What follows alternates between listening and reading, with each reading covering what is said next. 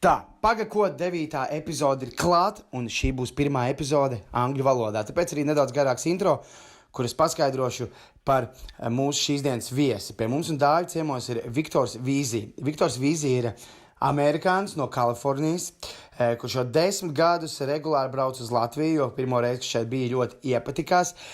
Viktors ir cilvēks, kurš ir pabeidzis universitāti Amerikās socioloģijā, bet būtībā sirdī ir hipijs. Viņš ir jūrnieks, tātad ir burājs, cilvēks, kuram Amerikā ir veikliņš, kurā viņš remontē velosipēdus, un vēl viņš ir mūziķis, ka viņš brauc uz Eiropu, viņš daudz kur uzstājas Latvijā, viņš šogad bija festivālā Čehijā, un viņam būs arī liela koncerts Latvijā. Tāds lielākais viņa koncerts būs 27. septembrī Kaņepes Kulturas Centrā. Par to visu sīkāk viņš arī pastāstīs podkāstā. Bet tātad, kā es ar viņu iepazinos, man bija uzstāšanās Hāgenskāna komunā, pēc tam bija uzstāšanās viņam. Bija ļoti interesants cilvēks, viņš starp katru dziesmu stāstīja, kas viņš ir. Kāpēc šī dziesma ir sarakstīta tāds Bobs Dilans nedaudz, Bob Dylan vibes. Katra dziesma savādāk ir reggae stils, ir folk stils. Tiešām ļoti interesants cilvēks, ir daudz ko pastāstīt, daudz ko dzīvē ir pieredzējis, tāpēc klausamies podkāstu ar Viktoru Veysey. Un podkāstu noslēgumā mēs atskaņosim arī divas viņa dziesmas, un tātad, jā, viņam tuvākie koncerti ir 6. septembrī Bubertā un 27. septembrī tāds lielāks koncerts Kaņepes Kulturas Centrā. Tā kā klausamies podkāstu ar Viktoru. Un Paga, ko 9. epizode ir klāta pie manis un Dāvi šodien ciemos. Jāpiemina tāda pirmā epizode angliski. Viktor Veysey. Hi, Viktor. Ciao. Hi. Nice to have you here. Is this your first podcast experience? I think it is. I think I was once broadcast live on internet TV in Latvia. I saw it. Chalo TV. Right, yeah. Yeah, I saw it. Yeah, I was looking. We started at the same studio or podcast. Really? First 5 episodes where it was in the Chalo TV studio. Right, because I didn't. It was all very weird and interesting to me that somebody would even be that interested, and somehow we all made it work. But I never really knew kind of how it turned out on this end. So it's interesting. I think you guys are connected with that. Yeah, we're not connected. We just we needed space, and we wired the Chalo TV. Yeah, you guys have a history. We just used the studio, nice. But it was so far away from center. Well, this studio is awesome because it's my This is better than Chalo. Yes, not complaining. And nice Latvian made microphone, I must say. It's not Latvian made. It's not Latvian made. Sorry. The beer is Latvian made. Oh, all right. Yeah. That's Latviešu even nicer. alus. Oh, Latviešu. So, yeah, you know some words in Latvian? Es saprotu mazliet latviešu valodu. So, yeah, just tell me, you're a musician from San Francisco, yes? Okay. Yeah? So, it's a little hard, and I'll try not to overdo the detail. Hey, baby. You want attention, don't you? So, I technically now live in a little kind of hippie town called Guerneville. I just technically moved there. Is it in California? It's in California. It's got these beautiful big green trees. It turns out that the trees are mitochondrially, mushroom-wise, interacting with the soil. Everything's one giant living organism. The whole forest is this. You have this smell there that here in Little Trees, Latvia, you never get. You never get. Right? Lovely place. I have a job at a heavy metal bike shop in San Francisco. I'm a bike mechanic. That's what I really do. Oh, wow. Oh, yeah. No, you guys have bikes, right? Yes, we all. Yeah, you like bikes? Well, I love bikes. So here's a heavy metal bike shop sticker for you. Oh, thank you. There you go. Whenever I'm hoping in San Francisco. Yeah. And heavy metal is it's very hard to communicate with people because, so I say San Francisco. That's my little identity point on the map. Yeah. But actually, the most present thing is really this job, which I love. I've been working there for 13 years. They're friends of mine, blah, blah, blah. But San Francisco is so expensive, it's almost unimaginable. And the scale I use is imagine if rent went up in a period of 20 years by 7 times. Okay. So imagine whatever you're paying now, put some fat multiple on that, because it's already gone up, but not by 7 times. So it pushes out all the creatives. So it's hard for me to think that I'm based in San Francisco because I kind of go back to San Francisco, love the place, step in for the good times, and then get the heck out. I don't do music there. I mean, I might go to the yacht club and play. The magical thing about Latvia and other places, as opposed to San Francisco, is you can actually do music.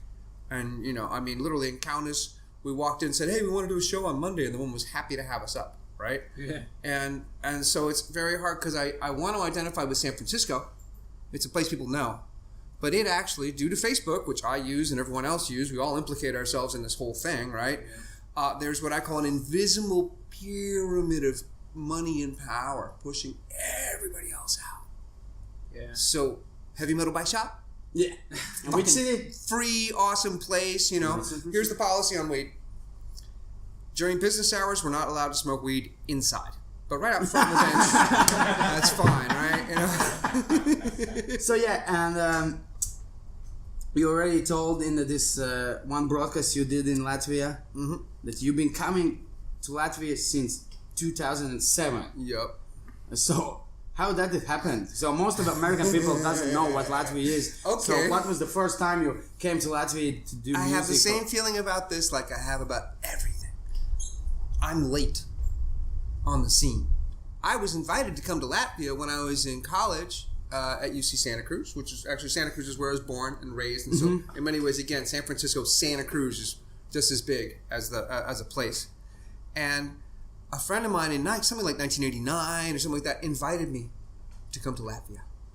And I remember he was a beanpole. He was so skinny. So Latvian, I now learned, like, you know, tall and like incredibly thin. And he had a World War I bullet cartridge as a lighter. And he had this very interesting, he had a very kind of like way of dressing. And now I realize that it would have been so interesting. In which year? That was 1989. Oh, it's still Soviet times, exactly. Man. He was like somehow trying to convince me that this would be a cool thing, right? So I have a connection here because I have a friend, a dear friend, who has a place and encouraged me to come over and hang out. And then having that encouragement meant that every time I came here, I had something to do, working on her place and helping her out with that. And then I had to go amuse myself like you do when you're being a good companion, and I would go out and meet people because I'm social and this other person is not. And so I would go out and make my music and do stuff, and I started, like you do, bouncing around and various atoms combined, right? So musically, I met people playing various instruments, and you know, some of those relationships have lasted now for years and are kind of the backbone of what I do. And then in the world of bikes, I met, you know, freak bikers and other people who do bicycle stuff like I do. And that was, like, for me, a nice, because for me, bikes are a way of meeting people and hanging out and doing something useful, right? It's great to fix your friends' bikes. Yeah. Super, super fun, right? So I've kept on collecting friends. I'm also very, very lucky. So I don't have the normal obligations. The last person in my family that I had to look after died a while ago. So I can kind of wander around as I want for a while. But Latvia is particularly impressive as a place because people are very, they're reserved. It strikes me a lot like Japan, which is another place I go basically on a cycle every year if I can. And where people are more reserved but are better friends once you're friends. Yeah. It's more real, you know. There's a huge sense of honor and pride here also shared. I mean, I think that the big secret is someone should be setting up a travel agency between Japan and Latvia doing cultural exchange. Yeah. Because both cultures can appreciate each other, right? If you see what I mean, right? Yeah. So I have many things to appreciate about both of those cultures, right? So coming to Latvia is like, all right, cool. Well, I go to the coffee shop, and it doesn't matter how many times I go to the coffee shop, the woman who serves me the coffee is never going to like get to know my name and ask me how I am that day and any of that shit that would happen in California. So they're basically, hi, I'm your friend. Oh my God. Oh, Victor, you're back. Hey, here's your double macchiato. Oh, yeah, you know. And then they kind of watch you with their eyes as you tip or don't tip, right? Fuck. Yeah. This like a reverse thing. But in 2008, like I was 17 years old, and I went to States. And at that time, I haven't been much out of Latvia. I've been to Lithuania, Estonia, maybe Finland, but nowhere like far away. And I went to States, and I was like shocked because I did have like this. I went to the coffee. Hi, how are you doing? And I was like, what? Why did you care? You know? It's exactly like that. Like within a week, if I went back to the regular coffee place in the States, within a week, they would probably know my name, probably know something about me. They'd at least be kind of like, it's not like quite flirting for tips, but something where it's like this kind of like little attention, and you know how that works. And I'm American. I used to be a waiter. I put on the charm anytime I can. But it's just like the music. I'd rather be doing it for a genuine reason than a false reason, right? So when you see, when you come here and people aren't doing it for a false reason, I mean, I've seen some incredible expressions on the faces of people serving things here, like, you're just like, oh, I love you, man. You're not faking it at all. Yeah, I've had a bad day. What about you? They don't even say it. Just, on their face, right? And yeah, it's like I had this one friend that is Australian. He lives back in Australia. It's like the same as in the States. Everybody's like, how are you doing? Oh man! And he said it was so weird in Latvia because like when in Latvia somebody asked him, hey, how are you doing? He said, and the person actually wants to hear the answer, how I'm doing. If Latvian asks, how are you doing? He wants to know. And that's a rare thing. Yeah. I mean, you realize that you have to earn it. You want attention from a Latvian. Now, here's the great thing. I get to cheat the entire fucking system by being a dirty foreigner. So I walk in, and it's, well, you know you're doing well when someone resents you. And you literally can see people sometimes going, oh, they're talking to the foreigner. It's like, what's your name, honey? I mean, hilarious. Yeah. But so, like every year you have a circle. You live for the moment. One day I will crash. One day there will be a soft landing. This little plane called the Veysey is going to crash at some point. But I'm trying to make it so that when I, so I have enough money in the bank to continue doing what I do for a little while. But the music's a hobby, so I spend more on the music than I recuperate from it, and I'm deliberately not professional. Because professional as a word has been used to hurt me. Yeah. So I totally resist that whole label. Because if I get out of that by saying I'm amateur, I'm proud of it, that means I'm kind of free to do what I'm doing right now, which is I invest money in the music, I spent money to go on tour, and they paid for gas, and there was a little bit of things. But the income was always going to be a fraction of the expenditure. Yeah. I'm doing it for the art, which is the recordings and what's more crazy fun than touring the world and like suddenly having all these people countless, right? We go to this place and there's all these people completely staring, gobsmacked, just like, fuck, what is this, right? Because by now the music is polished, the music has a thing, the next one, it's and I'm switching. Yeah. What I'm doing is almost like cabaret. That's where it's getting. As far as the schizophrenicity. Okay, and now we're reggae, and now we're this, and now we're that. Paga, ko? And about that, what you're talking, it was so, like, I met you at this place where, okay. Hagenskalna Kommun. Hagenskalna Kommun. In one evening, Davi, maybe if you don't know, I can tell you how I met this wonderful guy, Viktor. I had a stand-up. And after my stand-up, your band was playing. You and your band. And I was all like, okay, we have to be on as fast as possible after him because everyone's going to leave. Yeah. So, but me and my, there are some of my friends who already seen my show, but we all live in that area, and Hagenskalns in that area. And we just like, okay, Rudolf, you finish your show. Okay, let's have one drink and go home. It's a Tuesday.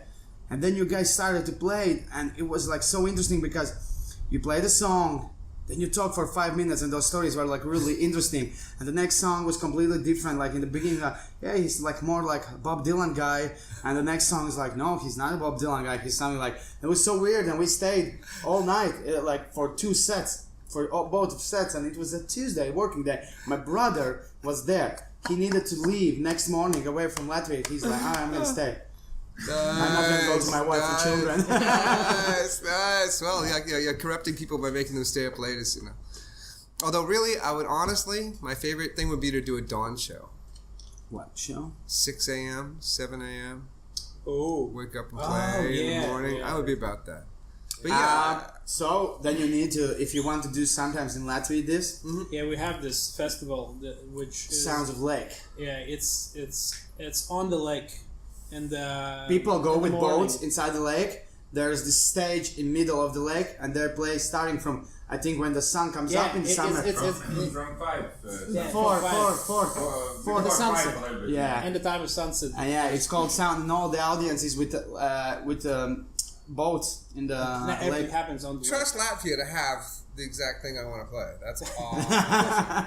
Wow. Yeah. If you're in Latvia next summer, like I know those guys who are making it. But did it happen this year? Because I didn't hear anything about it. It's in September, no?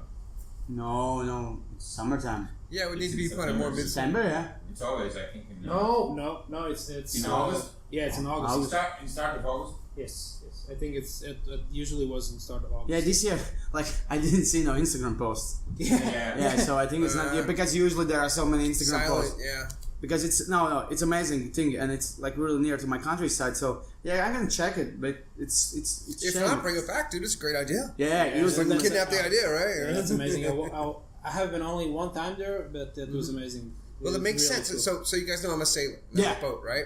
And one of the craziest moments of making music I ever had was I was with about 100 other boats, and they all have tenders, little boats that go out, and so they had a circle up behind the kind of mother boat of everything.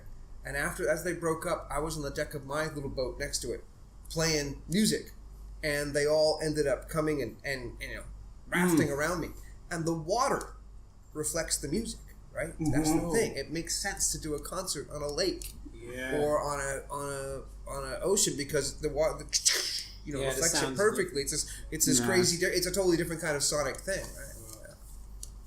It actually happened on the 25th and 26th of August. Oh, so all right, that was, all right. You are away. I was in Czech. Yeah. Sure. Yeah, but okay. So But this year it was quite kind of smaller. silent. But that was cool because for like last 2 years it became so big that I think it lost a bit of its. Well, that just happens. I mean, Burning Man, all that, everything gets big to the point where it just loses its potency. So right? maybe it's a good thing that they did it silently this year, so there wasn't all the people there. That's so a great filter. That's a great filter. Yeah.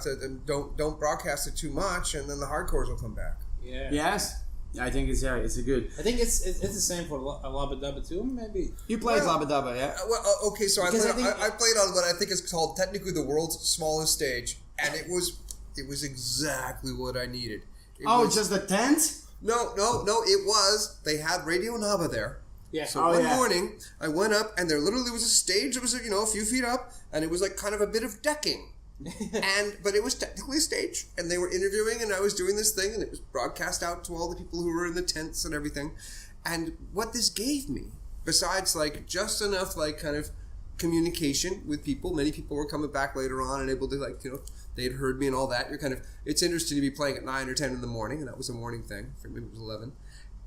But what it gave me at Labba Dabba was access to backstage and the bathrooms and all of the other amenities, which was extremely important. I mean, come on, you go to Labba Dabba, and for 3 days, you're like, oh, this is just beautiful because I have just enough legitimacy to go hang out. So I remember at one point I came out, and there's this punk rocker whose name I don't know, but he's like a famous part of the Latvian Revolution. I think it's ENG. no, I think it's Dambis.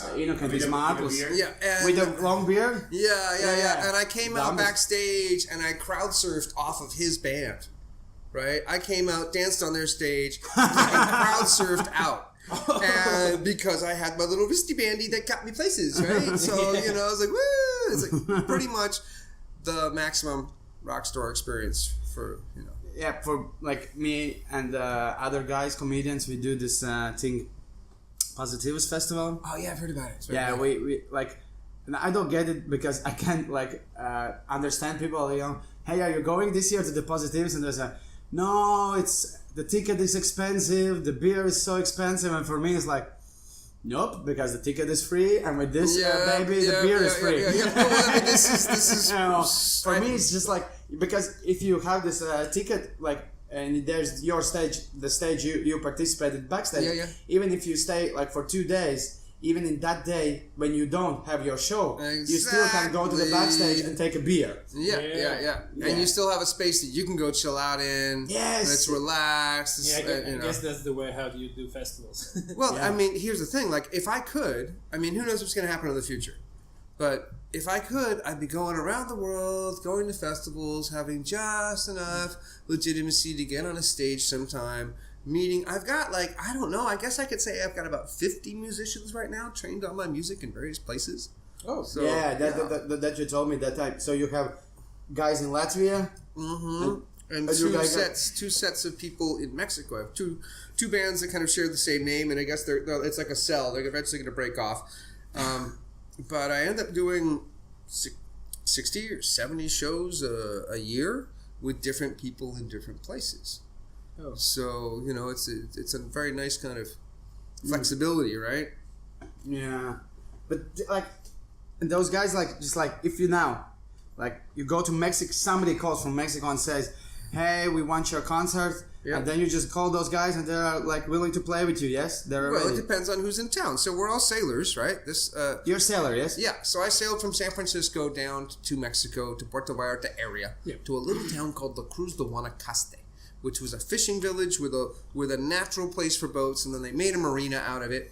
And that's where my boat is currently broken, but she's on shore. Gonna get her back to the water. What's the name of your boat? Swedish Promise. Swedish Promise. Yeah. Uh-huh. A Swedish Promise is a promise that you keep. Yeah. Oh. So she's an 8.62 meter Vinga, which is this very nice Swedish boat, very light. And I sailed her down there with a thing called the Baja Haha, which is about 100 other boats that all sail down. It's not a race, it's just chilling and being safe together. Yeah. And sails down the coast. And then eventually I went to the cruise, and it's a town full of musicians and sailors. So my band all my bands are extremely fluid. Here's the number one thing. No stress, if possible. Which is almost impossible in the world of what we do, right? Entertainment and all that, right? Very, very difficult. But if you just let it all go and consciously are allowing that any member of any crew at any time could not be there for whatever reason, justified or not, then you can get a huge crew. And probably I've worked with, who knows, in the last decade, I've worked with at least 100 musicians. Wow. And some of those still remember all that stuff. I come back to Latvia and I've got people that I've worked with for 5 years who you put them on that cajon and, you know, they remember the stuff and you get it all together. If I'm presenting on the 27th with something like 8 or 9 people, you know, and yet I could also go present in Mexico with a crew of 6 or 7 and presenting a lot of the same material. It's I listened to recordings. I made recordings here in 2015 when we listened to them because we did a show last night in Ogre at Studia, which used to be Recmore Recording Studio where we recorded, right? So it's very, you know, you put out that kind of repeated energy and you start to see how you've changed and what's happened. My voice has changed sometimes. Sometimes it's worse. Sometimes it's better, right? But all this persistence compounds and adds up. And then when we have this Kaņepes gig on the 27th, that's where all of that, ideally, all of the learning and all of the work with these people, like, you know, you pointed out, becoming here since 2007, so that's like about 11 years, right? And all of those people that I've been meeting, I'm now at the point where, in my little world, I know a lot of Latvians. I did shows at Chomsky and places like that back when they existed. And all of these little things, you know, and what I'm hoping for is by the time we get to Kaņepes, I've got a book of all my stuff and I hand it to all my musicians, way in advance, of course. And we've got a fucking dress rehearsal the night before. That's how serious I want to take it, right? So yeah, for the listeners, so you have this big gig. For me. For you, big gig. Amateur rock star. Yeah, in 27th of September at Kaņepes Kulturas Centrā. Kaņepes. I'm not sure what hour it starts at yet. I haven't gone by and checked in with them. And then I also, I don't know if this will be broadcast by them, but the 6th of September, which is a Thursday, we're playing at Boobert's, and that's a free show. Free show. That's 7 o'clock. And in Kaņepes, there's going to be entry free. Yeah, I'm not sure what it is yet. It's all up to them. Okay, yeah, but so people who listen to this podcast, just just see Kaņepes page. There's going to be probably events. And you can check the calendar. It's up there. Calendar if you want to see Viktor playing live music in Latvia. The 11 years long work. Yeah, well, you're getting there bit by bit. It's gonna be like the end of some circle, like kind. Like, or the start of the next one. yeah, but it's always a road, right? No, it's always it's always a circle. You it's always the circle and you start the circle. That's why it's a circle. Nothing ends. Yeah. So how much your music has changed through these years and collaborations with different musicians? How they change your music?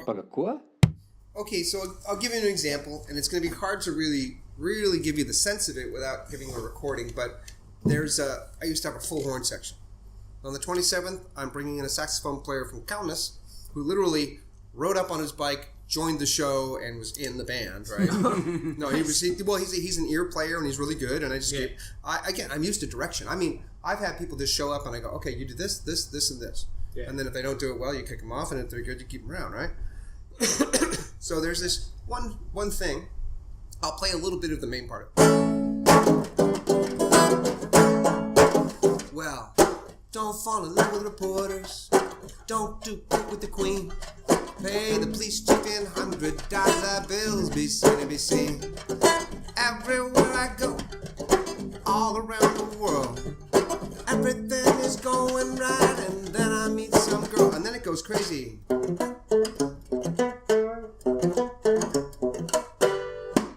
The horn section would go.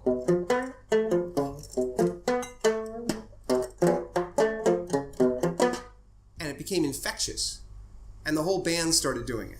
And eventually, we would get to this one point, the whole band, and I was just like, I was in shock. Because I wasn't expecting any of this. It was like, these guys came up with this idea, kind of started doing it for fun, and then they threw it back at the band, and the band became like, oh right, we're all in that groove now, right?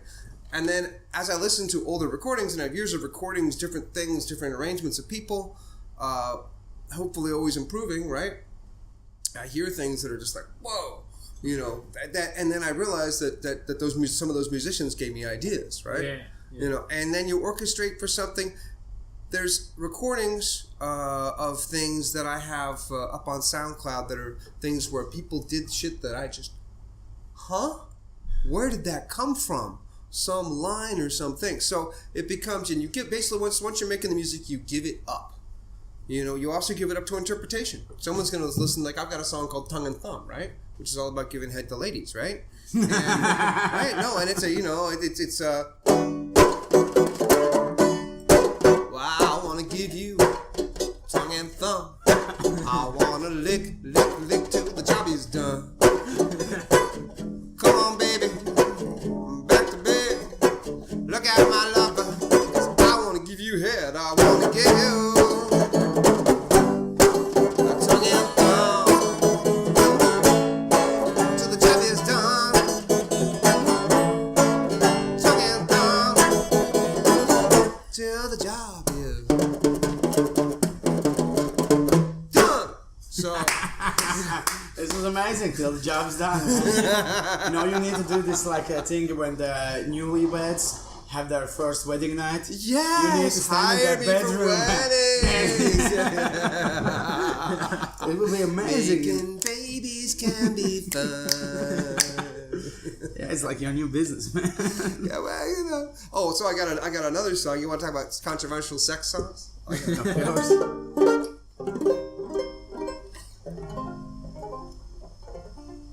Well, I'm an elegant gentleman,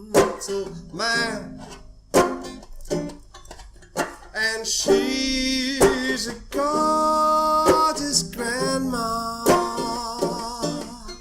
and everywhere we go, people gotta know, getting double dicks, leaving questions. In our wake, they say, do they? Do they? Do they? Do they? Amazing song. You played this in Hagens Common as well, I think. Yeah. I remember this one, yes. So your band in Hagens Common was interesting as well. There was this, your bass player, Bass player is Dante. He's also an American. Yeah, but he puts it out there. He came to Europe to die. Wow. Yeah, I mean, and he's not, and he doesn't, and that's not like when you hear that in Mexico and you're like, oh, you got cancer, or you're fucking old or something. He's younger than I am, and he wants to be here and not in the States. Wow. Now, why? Because it's just the Empire. Why would he want to go back to the Empire, right? Yeah, okay. And I had my own complete crisis last October when I lost my passport, as I had done before, and therefore my government said we might not give you another one, and I had to live with the idea of not going back to Latvia. Why the government wanted not to give you? When you lose enough of them. Oh, okay.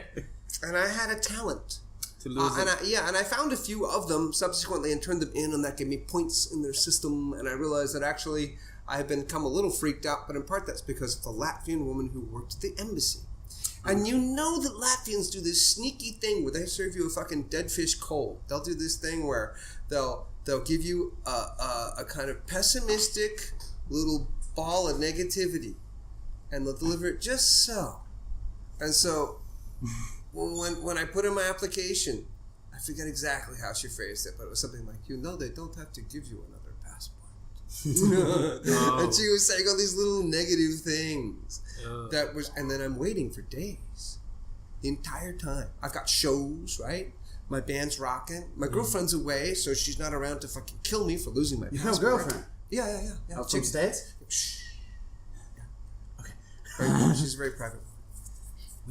Just don't anyway, tell. Yeah. But it's an open relationship, and she encourages me to have other girlfriends. It's totally true. But she's very private. She doesn't want any. She doesn't like people. I like people.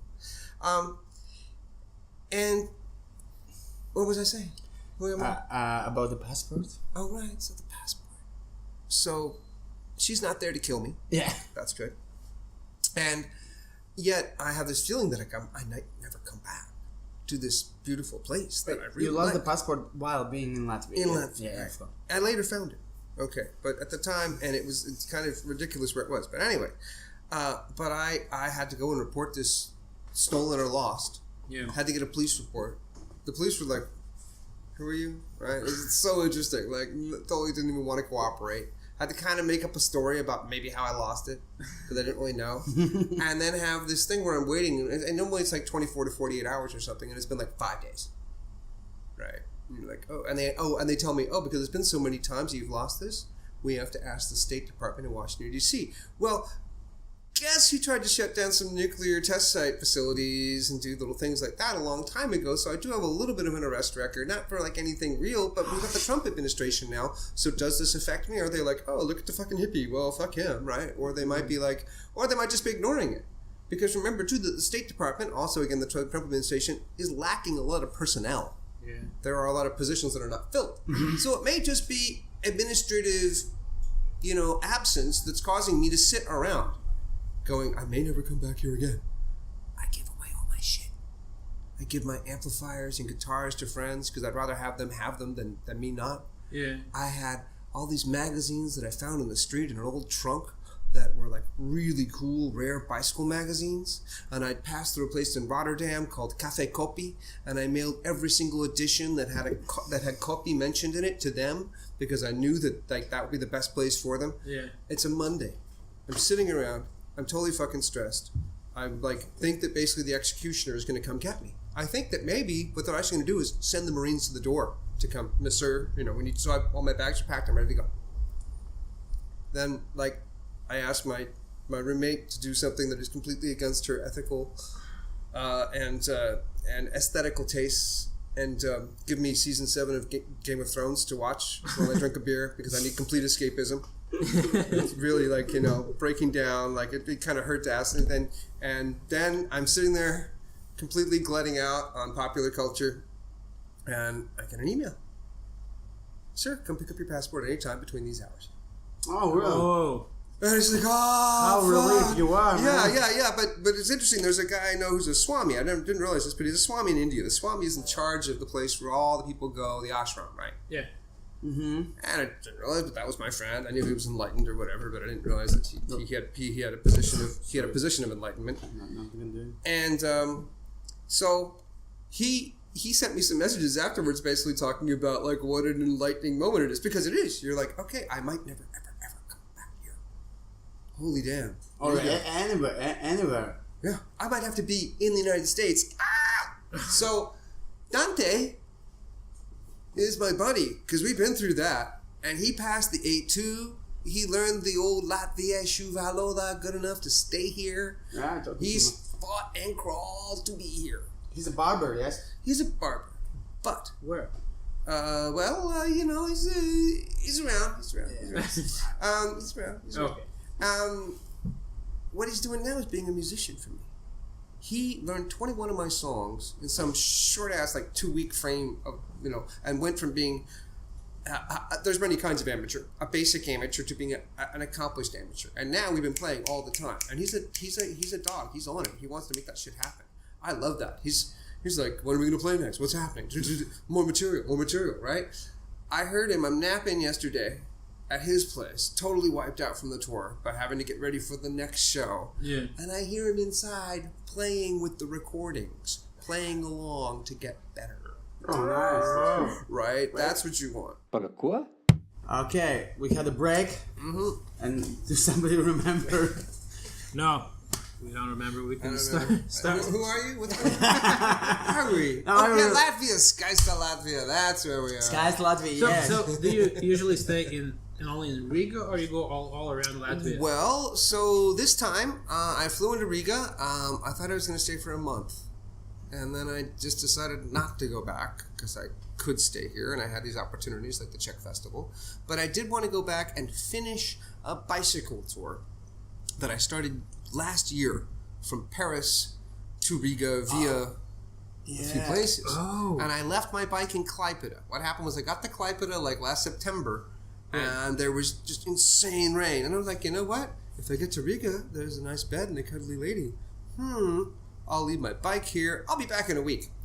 Months later, I finally went back for it, like 8 months later. But the place is called Bike Friendly House. Incredibly recommended. I brought them a nice book that made them very happy. They were stoked and all that. And the bike was there? Bike was there, and then I rode that back. From Klaipėda to Riga? Yeah, from Liepāja and along. Yeah. I had crazy adventures. I stopped in some museum and chilled out with the director of the museum. What kind of museum, man? It was a war museum. Oh. And he ended up being a local politician from everything for Latvia. Yeah. And we had a great time. He took me home and I had little mushrooms with wild boar that had been caught by his grandfather and went swimming in the lake. People were just super kindness. I love bike touring. And that was good too because Riga is its thing, but it's very nice to be out in the country. It really is. For me, like, you will probably love this story. It was like this, in the high school, me and my 4 best friends, we watched this movie called Into the Wild. You know the movie? Yep, about I do. Chris McCandless. Yep. And at the time, we are all like alternative kids, we listen to rock music. Did you have an earring? I had an earring like Axl Rose, long one with a cross and long hair, really. Yes. And so, and we watched this movie and the summertime is coming, like the last summer before that grade 12, the last grade. And we were like, oh, we are tired from society. We did not get away. So we did, as a child, like we were a child still, we were 17 years old, or maybe 18. We did a 16-day tour. Almost 20 days, 16 days with bikes through all Latvia. We slept in the tents, and it was so amazing because in the beginning we were 5, in the end we were 4 because one of the guy in the third night, a hot tea, and he burned his leg with the tea, so he needed to go home. But rest of us, and it was so interesting because in these 16 days, like everything came so natural. Like in the fourth or fifth night, everybody knew that, okay, your responsibility is fire, Yeah. your responsibility is food, you tents, you bicycles, Bike tribe, and nice, it just happening so natural, not like we didn't talk. Okay, I'm gonna be a fire. It just happened so and it was so cool. We were like a little commune for 2 weeks, just riding the bikes, and it was so cool. We still remember that. We wanna like do it again. That's peak society. Yeah. That's everything because you're mobile. Yeah, You're not stuck in one spot. All together. But you're together. I mean, okay, so I have a lot of good times and I ride my bike around a lot of places, but I'm always alone. And really, what would be the sickest would be to be biking around. And Dante and I were this far. I mean, I love the guy because he was actually willing to come up with the idea, willing to play in with the idea of maybe actually having a bicycle band. Oh, Because take the Bantar, So, figure we out. have this. We have this. Okay, in Yeah. Latvia already have it. Nice. But maybe next summer you can join because he's open to join. There's this Latvian musician, Karls Kazaks, and he had this time. Yeah. He has this thing called bicycle music. The bicycle music. Bicycle music. He has this tour. He with his friends. All musicians. All musicians. They're going in the tour with bikes. 2 weeks in Latvia. They are staying in tents, and they're playing concerts everywhere where they stay. and usually they are playing in old mansions. The Carlos has this thing. He don't play for huge audiences. He like to play for really small audiences in the places where nobody ever plays. So Good so I chocolate, think you have good chocolate, or a little bit of good chocolate, or a lot of bad chocolate. A little bit of good chocolate. So it sounds of like the bicycle music. Yeah. Good But audience. if sometimes in Latvia you want to do like bicycle tour, just like I recommend you Latgale. Right. Because Latgale is this interesting region. It's close to Russia. Yeah. And in Latgale, the thing that is really interesting, there are so many abandoned houses you can stay in houses. How's that? Because lots of those houses are abandoned like in last 10, 12 years when people went just like, they were broke and they went to But England don't people hang out in the abandoned houses? There's not there's not a lot of people in Latgale. Latgale is like really... It's different kind of Latvia. Yeah, there is even... That sounds mysterious. They have their own I must language. investigate. They have, they have their own language. And you can go in these houses and actually see that like calendar from like 6-7 years away. Like there were people living and it just everything there. It's so real. This sounds very interesting. Yeah, and in Latgale there's this place called Ghost Town. I want to go there. It's called Kuprava. And there was so many. It's a ghost town? Like, I will explain because it was a small town with 3,000 people living, but 3,000 people were there. And there had a factory. And after Soviets broke, the factory was closed. And now there are like, I think 20 houses, but only in 3 of them live people. The rest of them are just empty houses. Like empty, apartment houses. Sweet. There's this, what a place to bike towards. Yeah. Ride your bike to these ghost towns. There's a band and the school. Of Eastern Latvia are. Yeah, Latgale. Latgale is right. amazing. It's like I went to not land with bikes with my girlfriend. We went to like this road trip to Latgale last year, and it's I haven't been there for a while and I remember that Latgale is like a different country in Latvia. We are so small. Latvia is so small, but we still have. The Latgalians. Galleons? Let's call them that way. It's correct. Latgalians. It's they really feel that they're different country and they really feel that they're. Well, that's great. I mean, having identity is important, right? Yes, they have this community. Are really religious there. Yeah. Yeah. Pope is. Well, Pope is just, there. Pope The goes embassy there. is just upstairs.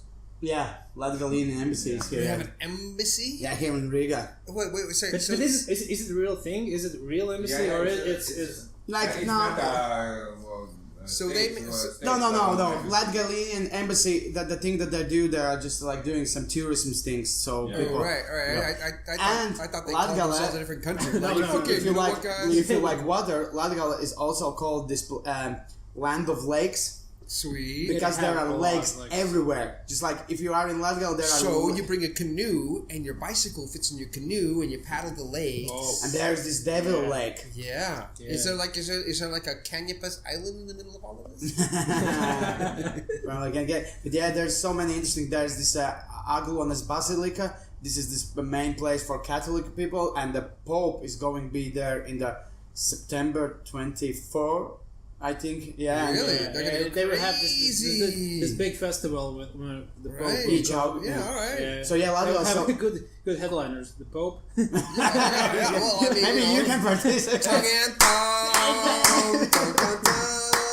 Hey guys, this is safe sex. You can join the pilgrims which go there before they have this festival in Agua, not festival. Every year, there are people who are pilgrims who are going everywhere in Latvia with feet, walking to Aglona, the city in Latvia with this basilica, and for every 14 August there's some Christian festival, and there are going for 2 weeks or 3 weeks from Liepāja to Aglona. Right. There's few people going from Liepāja, so it's like 500 kilometers. Really? It's even more. Really? Yeah, it's.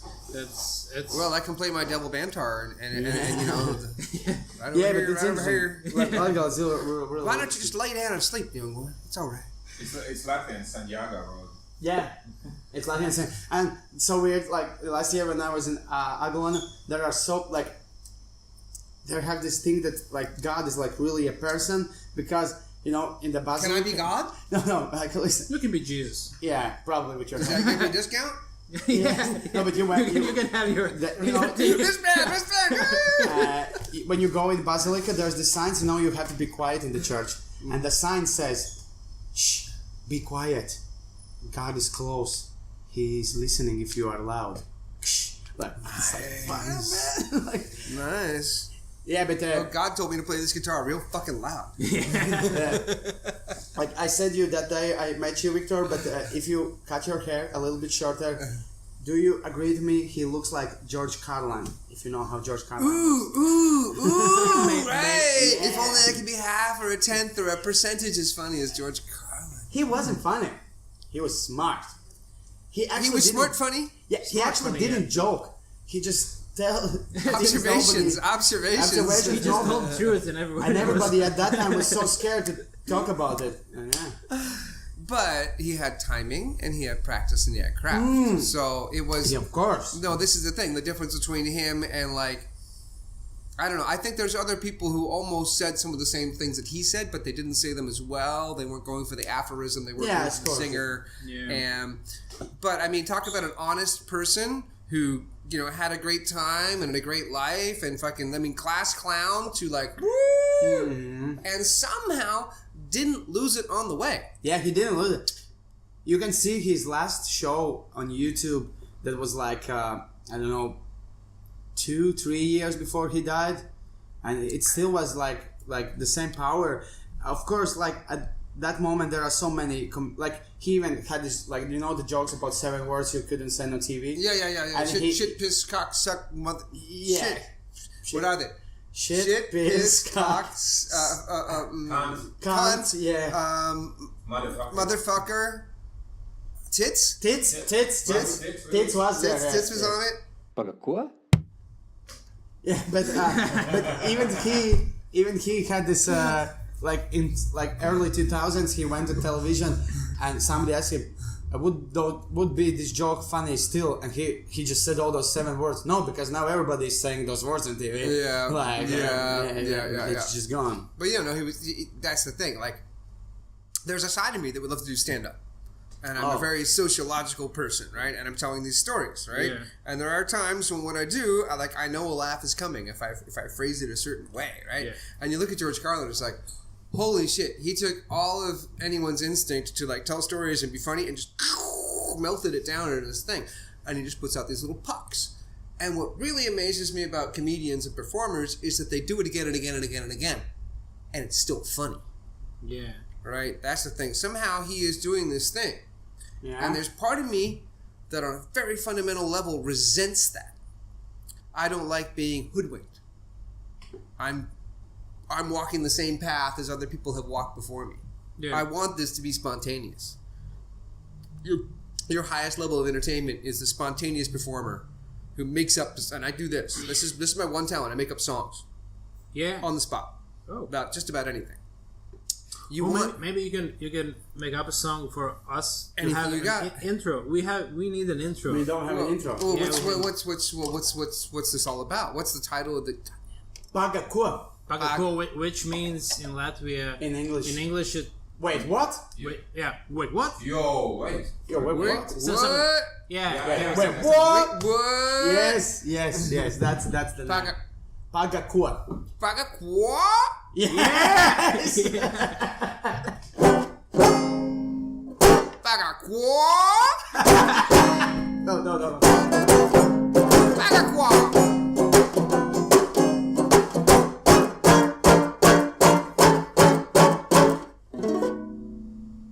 Paga what? Nice. Thank you. Yes. But yes, actually, I listened about you're talking about comedians and things like that. I listened to this Joe Rogan podcast with Jared Carmichael. It's an Afro-American comedian, and they actually had this good discussion about that. You know, like for so many people, that it's come across in mind.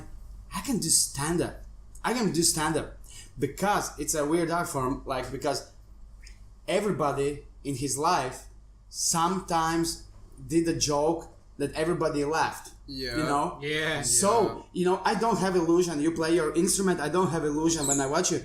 Yeah, I can do it. I can just go to the stage, to the music open mic right now and play because I never hold it. But for us, like stand-up comedians, we are just only speaking for the audience and they're just like, listen, Everyone can speak. I can speak, I can tell anecdotes, so I can do it. And in the States, it's even more weird because in their open mics, your first time you are doing your open mic, you share stage, I don't know, with Dave Chappelle, who just have a appearance at that open mic. And you're thinking, you bummed, but I share the stage with Dave Chappelle. Oh my, there's no such thing for music where, I don't know, Metallica comes play one song, and then some dude first day with guitar comes play a song. It doesn't happen, And it was weird, when they were talking about this, it's because so many people that I know, that I'm a comedian, they're just I'm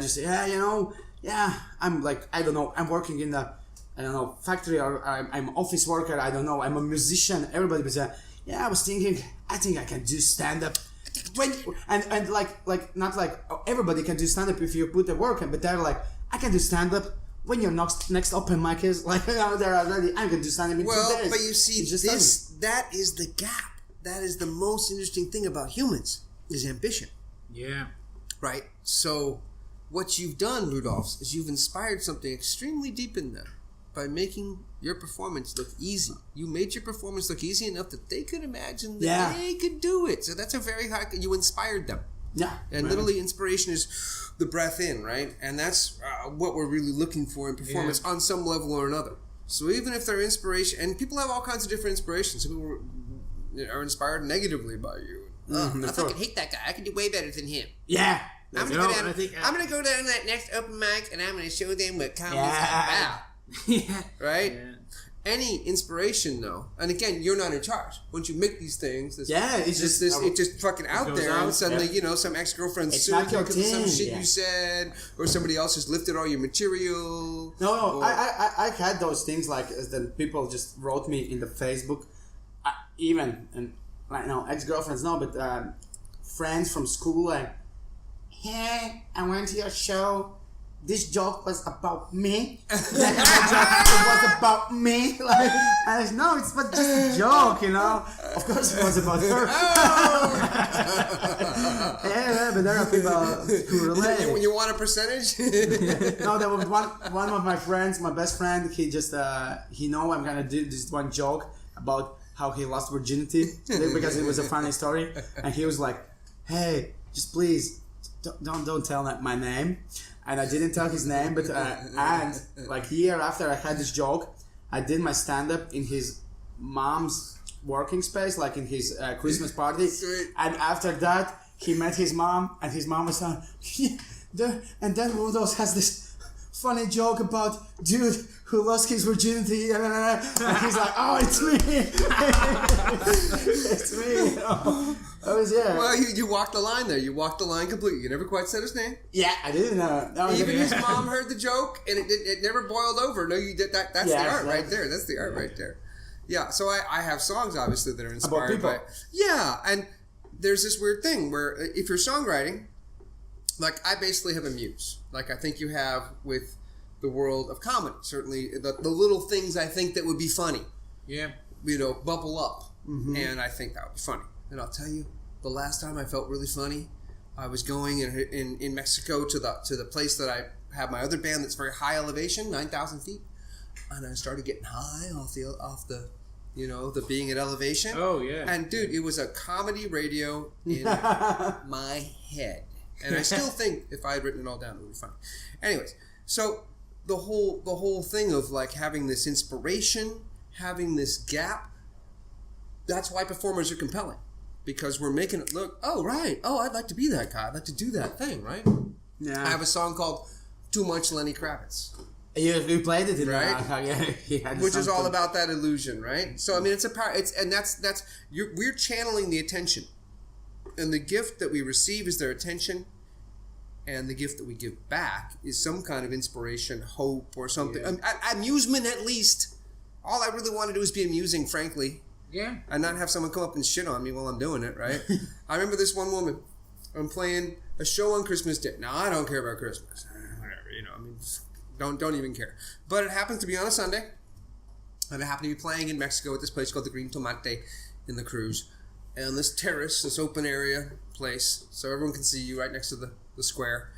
And anyone can cruise up, and it's all free. And this couple come up, and I'm playing with my drummer, just me and her. And seeing, you know, the musicians will come out of the woodwork eventually. And we're going to play all afternoon. But we're just fucking around, having a good time. And this woman and her boyfriend, or something, come up and they're just macking on each other for like an hour, right? While we're playing all these songs, and we're just like, oh, let's try this. On the way out, they get ready to leave, and the guy goes, hey, good music. And I was like, oh, hey, thanks. And she goes, you should learn some happy songs. And I was just like, oh. I thought about all these things that I could say about like full refund on your ticket downstairs. You know what, all these things. It's like, let it go, let it go. You know, and part of being... It's not professional, it's nice, right? Part of being nice to people is just letting all that shit go. Because people will come up and dump their energy on you, right? All the time. But then I thought about it. And the more I thought about it, I was like, she is kind of right, right? You know. And then you take that, and a year later, I'm in Japan, biking around with my little guitar, and I'm kind of pissed off at somebody. I'm very pissed off at somebody. It's been bugging me. So I write this little song. And then I start noticing a couple days later that actually that thing now has a happy thing to it, and it becomes my first like officially happy song. Oh, right. And I end up going out. I have a little tiny guitar there, and I took this thing out, and I had my beautiful Japanese jacket on, rice worker jacket. This is made out of rice sacks, right? Ooh. And in this dye here. Food. This dye here is made of leaves, and it will repel insects. So these are rice sacks, and this is a rice worker's jacket that says the rice of land and sky. Right. So, anyways, I go out looking for a party, and I pull into a place, and we start hanging out. And by the end of it, we're drunk in a taxi, going to some place that I don't even know. And singing the song. So I'll sing you one refrain. I took the streetcar to the zoo, but the crazy animals turned out to be me and you. But I've changed all my plans just to stay and be your man, 'cause darling, I'm falling for you. Well, don't you know I'm leaving in the morning? Right now, that sounds kind of boring. Well, I go to the station, change my reservation, 'cause darling, I'm falling for you. So that was a happy song. Paga, ko? So you have a lot of songs. Do you forget them sometimes? No. Never. No. Okay, every once in a while. Okay, so one song that I wrote that I don't actually perform, but it's just there. The title will give you enough because I like to go to dance class and stuff more back in the day than these days. But I wrote a song called Beauty Blackout. So there are times when something is so distracting, and one of the hardest things is when I'm really enjoying myself on stage, and I forget where I am. You forget that you're on the stage? Yeah. No, I'm just saying that like I'll have a moment where suddenly, because normally I'm counting everything, like just like Oh, in a song, okay. just like you're going through I have material. So like this. in the middle of this whole performance, and then you just take a moment to sit back and relax and go, wow, we're all here, everyone's smiling, the whole band's happy, the audience loves it. Oh, where was it? Oh yeah. Like literally, it's like because what I'm doing is I'm writing narratives, right? Yeah. And I write different kinds of narratives depending on where the muse kind of moves me. I usually just hear it all as a unity, right? And so I'm trying to recreate that, and then people want to blend with that. That's why when you've heard a really cool song, you want to hear it again because it's a mental thing, right? Yeah. And so there's times when, in order to do that right, you've really got to be concentrating, just like going through a comedy routine. You know, where am I? Who? You know, if you take time, if you stop and enjoy it. No, you cannot. You can't. I've been there when I was telling a joke and I had this like big blackout where like, wait, I'm telling this joke and in my hands, what's gonna be the next? What I have to tell? Like, and in the last moment it came back. Oh yeah, the next joke is this. Like But in one moment, and if I couldn't remember that one, I will forget all the play. And it will go messed the up. dominoes all fall. Yeah. And that's why what we do is compelling, because if we are actually able, like I'm producing 2.5 hours, sometimes 3 hours of music. Not all of that is original, but I can easily produce in my own music 2 or 3 hours if I train my band. And, I'm doing covers because it's easy for the band and it's easy for the public. People often like your covers, and I enjoy them. But if you're doing your own material, that is actually what's very impressive, is that you are able to do that. You're able to maintain the immediacy of being here and talking, but also remembering what the whole fucking point of what you were talking about was, and they come back. You have that narrative arc, right? Mm-hmm. Which you're creating in just words. And people want to believe that they can do that, right? That's why everyone wants to mimic that.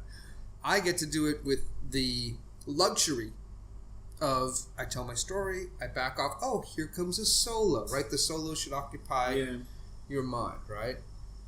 But we're both crafting the same thing that's impressive because it's hard to do. And what is compelling? What is compelling in this world where everybody wants to, get your attention? I'll tell you my most compelling new song that has not yet been released, that we did our first version of in Kaņepes, and I also did a version of in Japan. Your phone is Babylon. Your phone is Babylon. You use the soul every time that you turn it on. Where have you been? And who have you been talking to? Etc. Right? You end up making all these different new associations, new songs, new things. You have all these inspirations depending on what's going on at the time, right? Yeah. And for me, the most amazing thing is that we get to do it. I mean, you found an audience, Rudolph, right? Yeah. Of some kind. I found an audience here. I could not find this kind of audience in the United States. I might go back to the United States. I might get some audience because of having an audience in Europe. But I'll tell you, that audience in the United States is never going to be as respectful or as focused as the people in Lithuania and Latvia. But like all the United States? Almost all the time. There is some percentage of people who is that kind of like Latvia. So I guess you could find the kind of audience in America too, I think.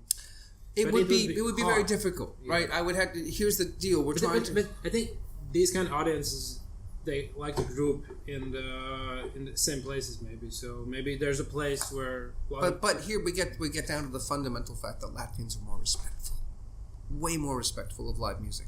When I went to Give and Get, I was walking around with my bantar playing, and people would assemble in a little circle around me and listen, and not interrupt. Yeah. You know, very It weird. doesn't happen in America? No, it does not happen like that. Well, how does it happen?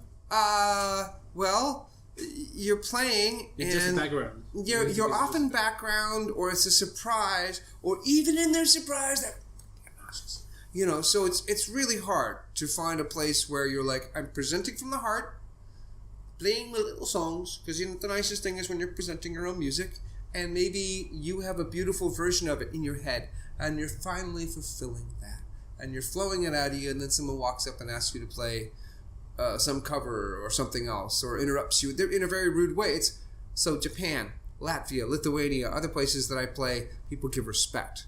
America, sorry, evil empire, people are just not so respectful of each other. And I might have some moments. I remember one time when I was playing my acoustic guitar, 2014, on the way down to go explore all the coast and everything, and I just kind of set myself up behind a coffee place.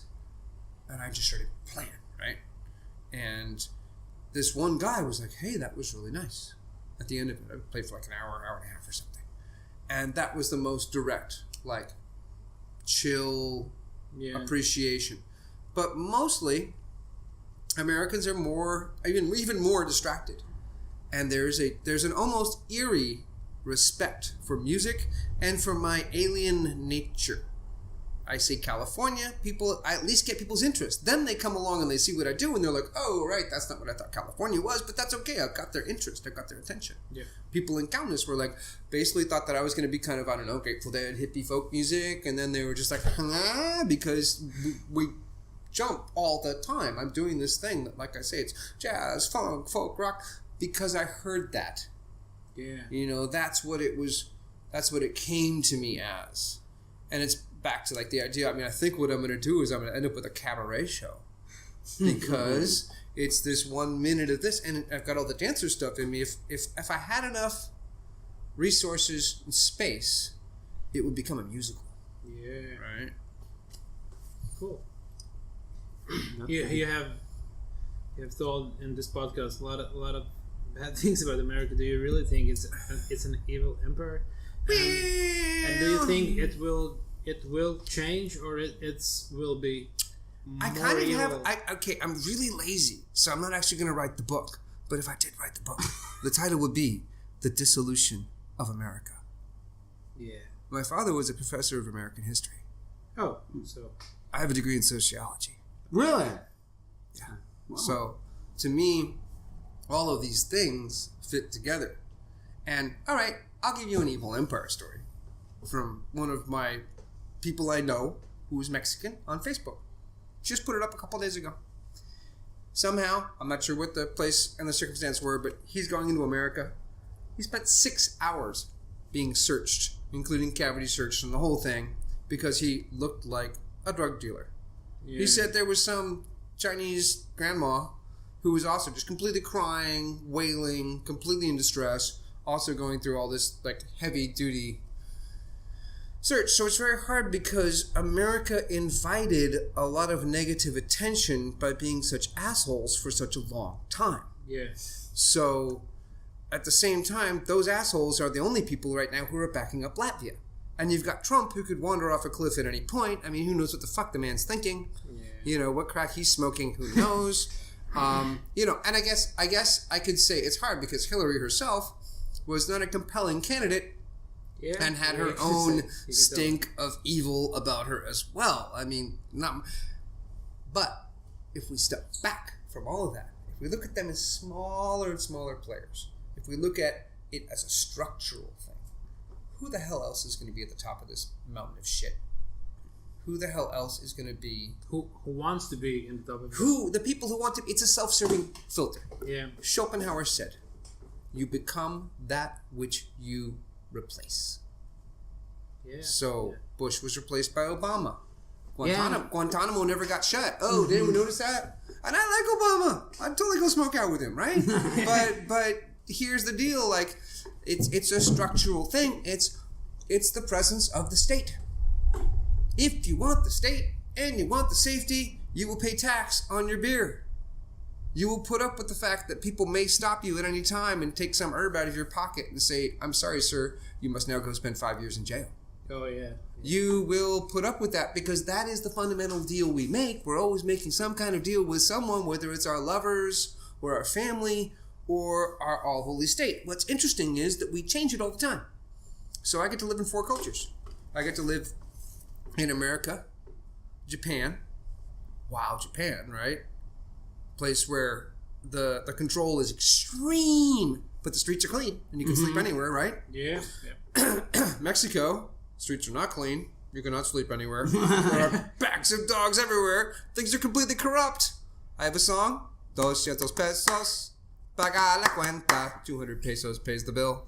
Paga la cuenta a la policía. Pays the bill to the police. Right?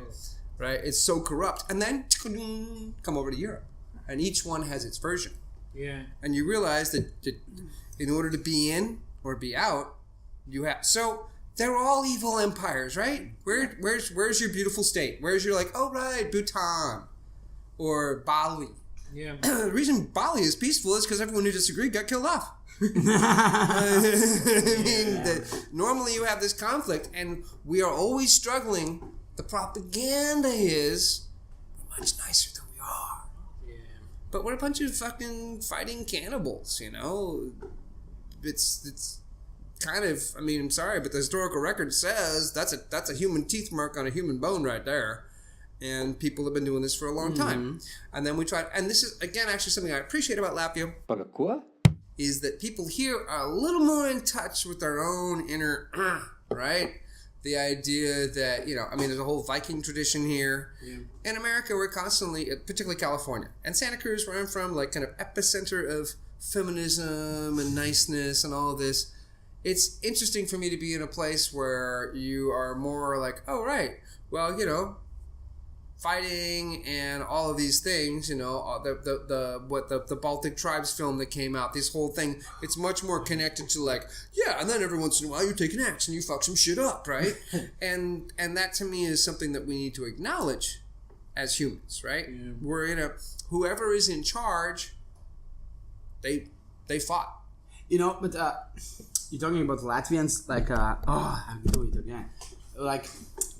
I think it's an illusion that we are still in the scene because we are not. We are fucking we like this old Latvians. We do these Latvian symbols, but when it actually comes to doing to something to go out and protest something we didn't have a big protest since 2009. No, you have to put these things in perspective, and if you compare Americans to Latvians, I think you can find a really big difference. No, I know there's a difference, but I think Latvians need to be more because a lot of Latvians are those politicians are so bad. They're doing that.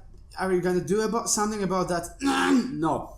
Well, here's the thing, Rudolph. You have to give them that path or that key of expression. And being a comedian is a very powerful thing.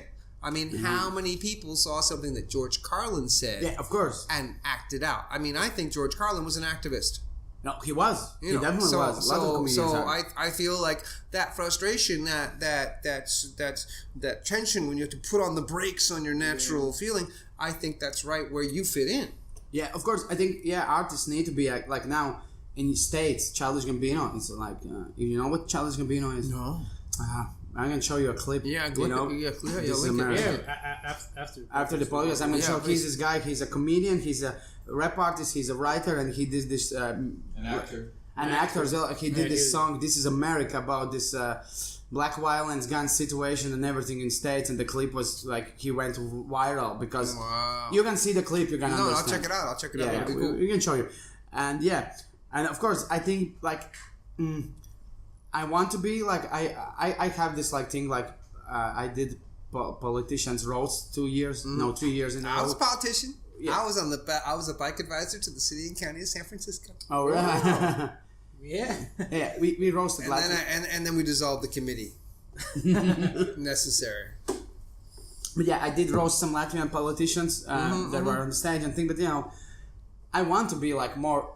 But I think I'm in so early stages in my my I'm just doing stand-up like for 4 years. Dude, there's no fucking early stages. No. I'm just saying, like that's the best thing about it is you can go provoke. No. I say things, but I think like, I need to establish myself as a comedian.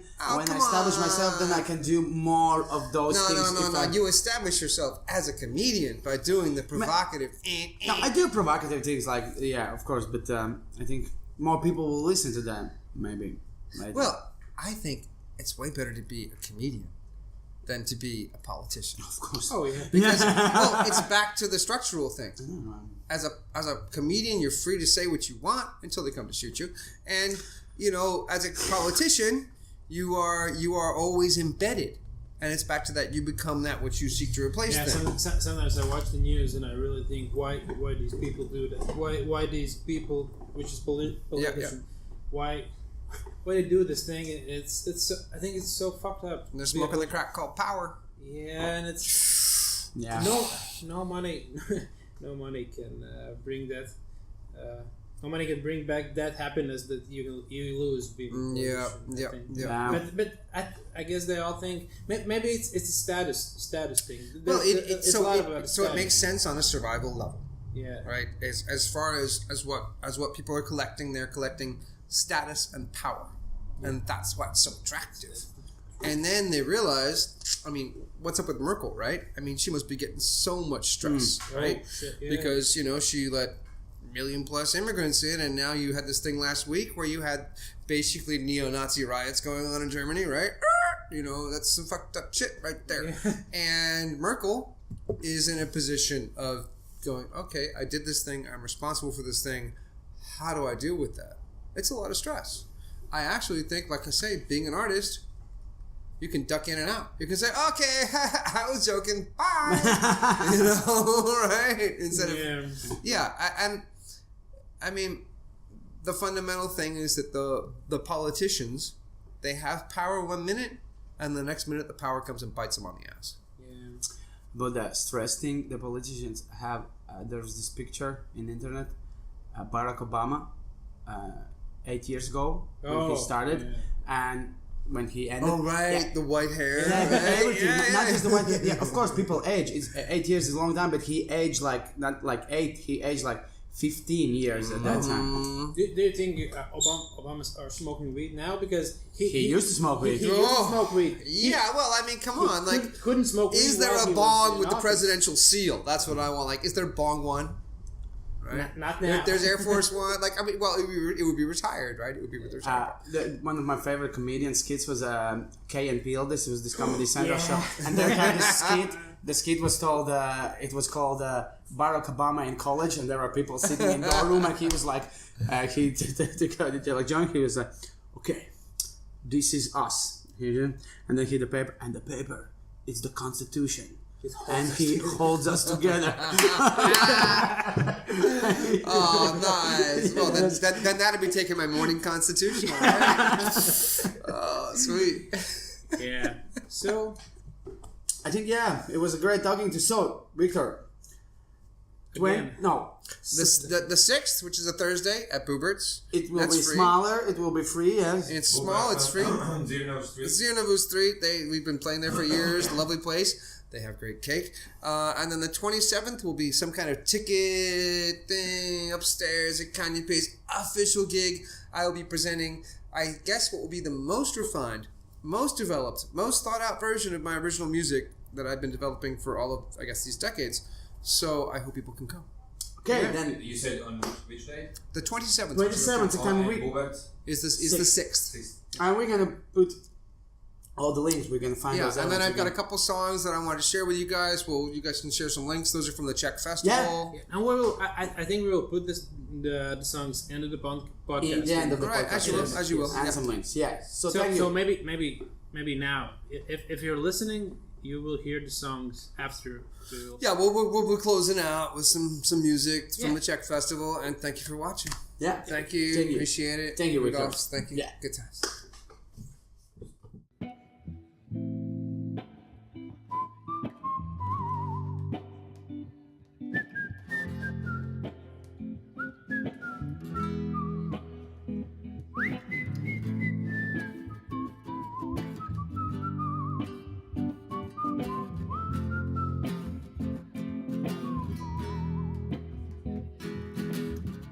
Lo que yo quiero es muy sencillo. Café, amor y libertad. En este mundo hay muchos rumbos, caminos por todos lados, pero para mí es obvio. Cada amanecer sé lo que voy a hacer. Busco una taza fuerte y un amante para salvarme. Café, amor y libertad, todo lo que quiero de este mundo. Café, amor y libertad, me dan esperanza para esta humanidad.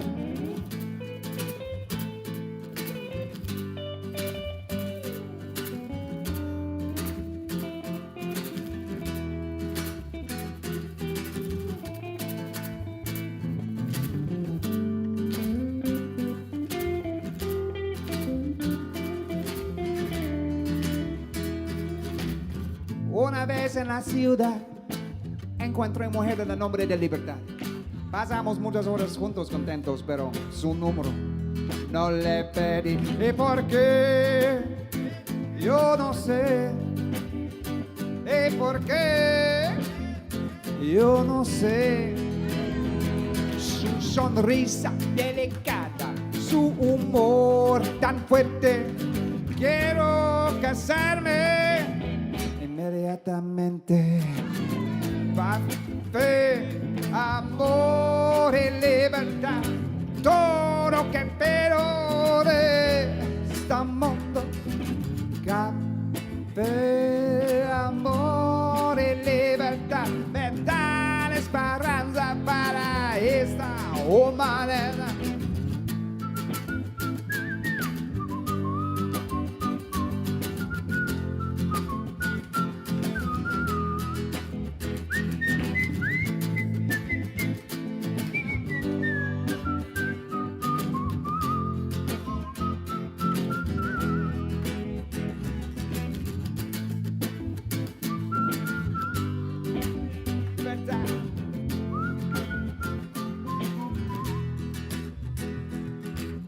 Lo que yo quiero es muy sencillo.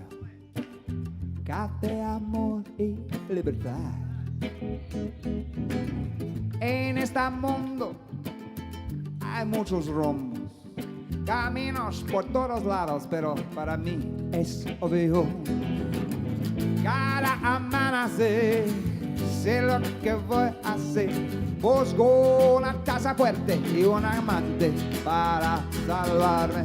Café, amor y libertad, todo lo que espero de este mundo. Café, amor y libertad, me dan esperanza para esta humanidad. Una vez en la ciudad encontré una mujer de nombre de Libertad.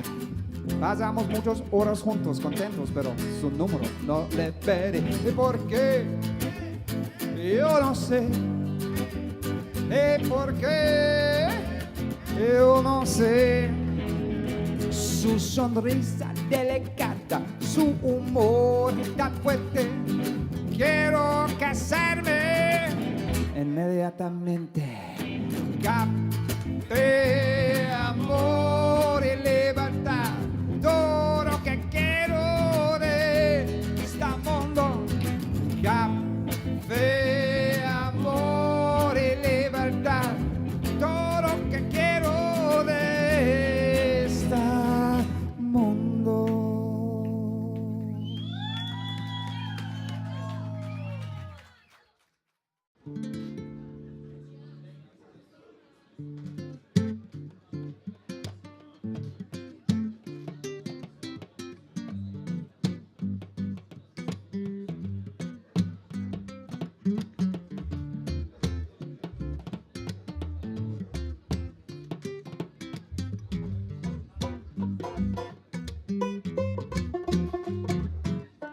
Sunken, darkened, don't you feel that you're love for the sugar, it ain't for real.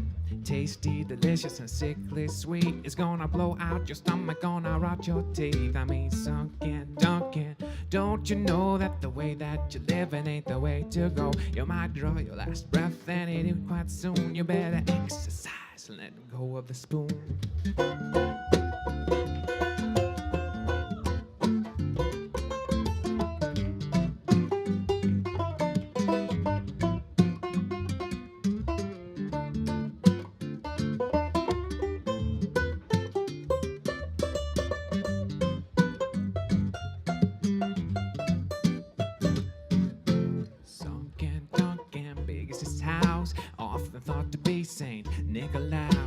Jolly and fat, red as the flag, and he never has to bring no doggy bag. Oh, sunken Duncan, back on his feet, but not for very long, he's gotta sit back and breathe. Oh, sunken Duncan, down on the floor, and sunken Duncan ain't alive no more.